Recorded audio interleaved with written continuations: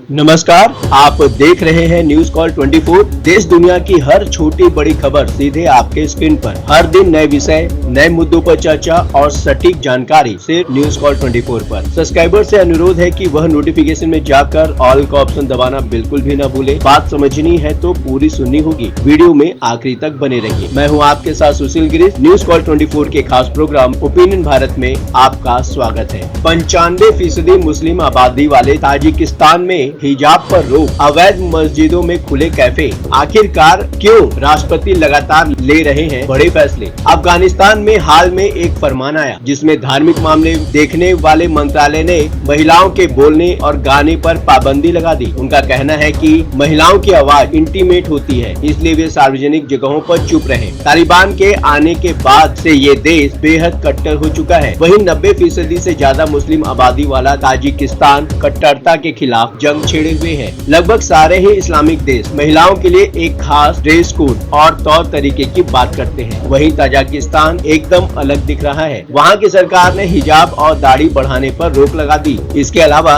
बच्चे सार्वजनिक रूप से धार्मिक आयोजनों में शामिल नहीं हो सकते। सरकार देश में मस्जिदों को भी बंद कर रही है और उनकी जगह व्यावसायिक दुकानें ले रही है। जाने कौन और किस तर्क के साथ यह बदलाव कर रहा है। ताजिकिस्तान के राष्ट्रपति इमोमाली रहमोन लगातार हिजाब को विदेशी परिधान कहते हैं। वे पब्लिक प्लेस पर इसे पहनने के खिलाफ बोलते रहे। रहमोन ने सत्ता में आने के बाद से हिजाब पर अनाधिकारिक तौर पर बैन दिखने लगा। हालांकि इस पर कोई नियम या कोई सजा नहीं थी। अब लगभग 2 महीने पहले इस देश ने संसद में बकायदा प्रस्ताव पास कराते हुए हिजाब पर पाबंदी लगा दी। इसके तहत हिजाब पहनने, बेचने, खरीदने और इसे बढ़ावा देने पर भी प्रतिबंध है। ये पाबंदी बोलने भर की नहीं है, बल्कि अगर कोई महिला नियम तोड़ती दिखी तो उस पर लगभग $700 जुर्माना लगेगा। अगर किसी सरकारी पद पर काम करती महिला ने ऐसा किया तो उसे कई गुना ज्यादा पेनाल्टी देनी होगी। हिजाब ही नहीं, ताजिक सरकार ने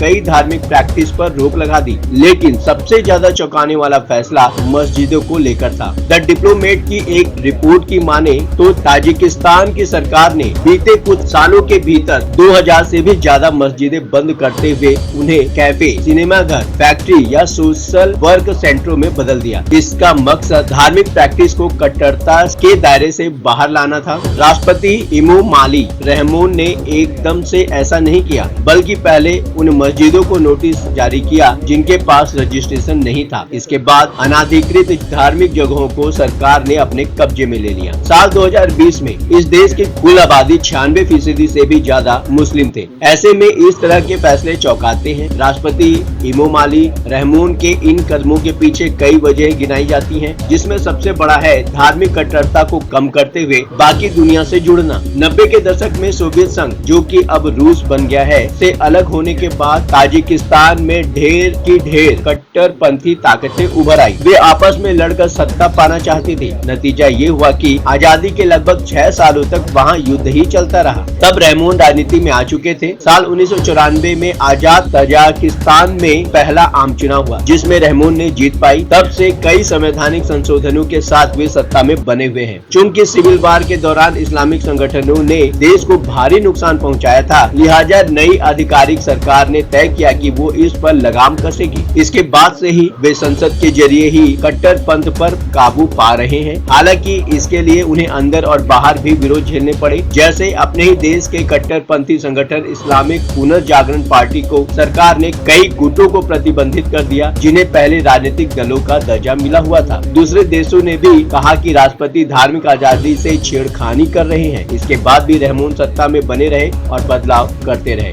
विरोध के बीच भी इतने बड़े फैसले ले सकने की एक खास वजह है। दरअसल रहमोन ने सारे विरोधी राजनीतिक दलों, जो असल में कट्टरपंथी थे, पर बैन लगा दिया। वहाँ राजनीतिक असहमति पर भी कंट्रोल है, जिससे जनता सड़कों पर नहीं आ पाती। इसके अलावा रूस के ही राष्ट्रपति की तर्ज पर इस देश के लीडर ने भी संविधान में ऐसे बदलाव कर दिए जिससे वे चुनाव लड़े बगैर भी लंबे समय तक सत्ता में रह सकते हैं। धार्मिक चरमपंथ पर कड़ाई के बाद से महिलाओं की राजनीतिक सामाजिक स्थिति सुधरी, उन्हें पॉलिटिक्स और प्रशासन में जगह मिली। हालांकि इससे उनकी निजी स्थिति में खास फर्क नहीं आया। यूनिसेफ की साल 2022 की स्टडी कहती है कि देश की 40% से ज्यादा महिलाएं घरेलू हिंसा की शिकार होती रही हैं। बातों ही बातों में मुद्दे की बात हो जाती है। अब आपकी बात नहीं रहेगी अनसुनी। आपकी सोच, आपकी आवाज और आपकी राय हमारे लिए मायने रखती है। इस विषय पर नीचे कमेंट कर वीडियो के विषय पर अपनी प्रतिक्रिया अवश्य दें। लगातार खबरों से अपडेट रहने के लिए न्यूज कॉल 24 को सब्सक्राइब करें, फॉलो करें। आज के लिए बस इतना ही। बने रहिए न्यूज कॉल 24 के साथ।